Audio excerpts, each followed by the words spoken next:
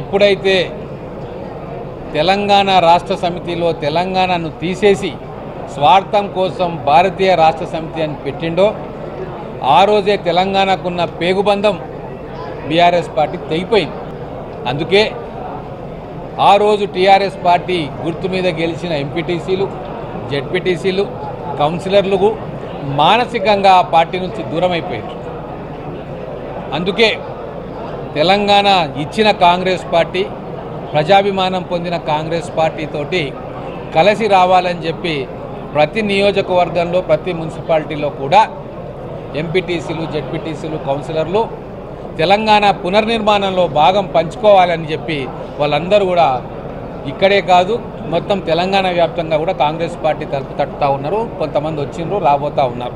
చెబితే ఆశ్చర్యపోతారు.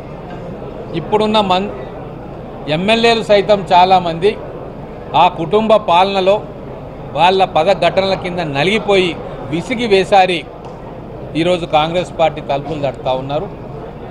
చాలామంది ఎంపీకి కూడా గీవులాడుకోవాల్సి వస్తుంది. కేసీఆర్, కేటీఆర్ అందరినీ అయ్యా ఎంపీకి పోటీ చేయ, మా పరువు పోతుంది, అయ్యా ఎంపీకి పోటీ చేయని అటువంటి దారుణమైన పరిస్థితి ఈరోజు బీఆర్ఎస్ పార్టీలో ఉంది.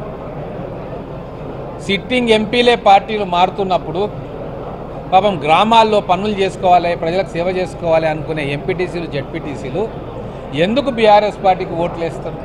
వాళ్లకు గౌరవం ఇవ్వలేదు. కనీసం ఎమ్మెల్యే దగ్గర గౌరవం లేదు, మంత్రుల దగ్గర గౌరవం లేదు.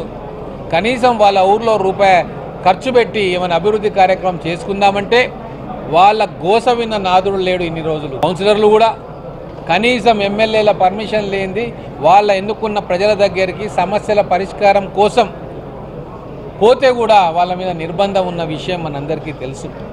కాబట్టి మళ్ళీ కాంగ్రెస్ పార్టీ వచ్చింది, ప్రజాస్వామ్యం మళ్ళా పరిడవిల్లుతూ ఉంది, స్వేచ్ఛగా అందరూ పనులు చేసుకుంటూ ఉన్నారు. కాబట్టి ఇటువంటి స్వేచ్ఛాయుత వాతావరణంలో పనిచేయాలని చెప్పి బీఆర్ఎస్ సంబంధించిన ఎంపీటీసీలు, జెడ్పీటీసీలు ఇప్పటికే వచ్చేవాళ్ళు వచ్చిర్రు, ఇంకా చాలామంది రాబోతూ ఉన్నారు. ఒకవేళ రాలేని పరిస్థితులు ఉంటే ఓటు కాంగ్రెస్ అభ్యర్థికి వేసి కాంగ్రెస్ను బలపరచడానికి కూడా నిర్ణయం తీసుకున్నారు. మన్నె జీవన్ రెడ్డి గారు భారీ మెజార్టీతోటి ఇక్కడ మహబూబ్ నగర్ ఉమ్మడి జిల్లా లోకల్ బాడీ ఎలక్షన్స్లో గెలుపొందబోతూ ఉన్నారు.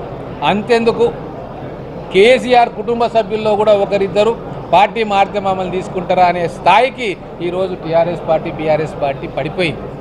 ఎందుకంటే తెలంగాణ పేరు చెప్పి మీరు దోచుకొని తిన్నారు తెలంగాణ రాష్ట్రాన్ని. అది తెలంగాణ ప్రజలకు అర్థమవుతూ ఉంది.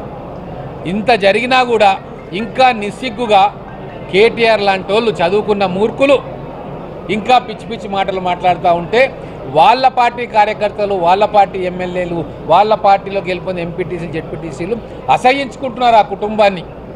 మాకొద్దు ఈ తెలంగాణలో ఈ కుటుంబం వద్దు, ఈ కార్ఖానా వద్దు, వాళ్ళ దోపిడీ వద్దు, వాళ్ళ కింద మేము పనిచేయలేము అని చెప్పి ఈరోజు కాంగ్రెస్ పార్టీ వైపు ఆలోచన చేస్తూ ఉన్నారు. ఒకటి, మేము మాటలు చెప్పేటోళ్ళం కాదు, ఆచరణ చూపించేవాళ్ళం. మా మహబూబ్ నగర్ మున్సిపాలిటీ కాంగ్రెస్ పార్టీ కైవసం చేసుకున్న తర్వాత ప్రజాస్వామ్యబద్ధంగా కౌన్సిల్లో చర్చ ఎట్లా జరుగుతుందో మా చైర్మన్ గారి ఆధ్వర్యంలో, వైస్ చైర్మన్ గారి ఆధ్వర్యంలో కౌన్సిలర్లు ఎటువంటి భయం భేషజం లేకుండా వాళ్ళ వార్డు సమస్యలను ప్రస్తావించడం మీరు చూసిండ్రు. అదేవిధంగా రేపు ఎంపీటీసీలు, జెడ్పీటీసీలు వాళ్ళ జనరల్ బాడీస్లో ప్రజా సమస్యల గురించి స్వేచ్ఛగా ప్రస్తావన చేస్తారు. అలాగే చాలా బిల్స్ కూడా పెండింగ్లో ఉన్నాయి. ఇన్ని సంవత్సరాలు, 10 సంవత్సరాలు అయిపోయింది, వాళ్ళ నరకయాతన పెట్టిండ్రు, వాళ్ళకు ఫండ్ కూడా ఇవ్వలేదు.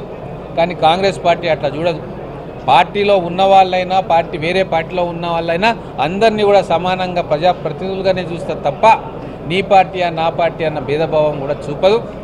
ఓ ప్రజాస్వామ్య ప్రక్రియ తెలంగాణలో మొదలైంది కాబట్టి డిసెంబర్ 3వ తారీఖు నుంచి అందరూ కూడా ఆ ప్రక్రియలో భాగస్వాములు కావాలని చెప్పి వారందరూ కూడా మా తరఫున రావడానికి, లేదు మాకు ఓటేయడానికి సిద్ధంగా ఉన్నారు.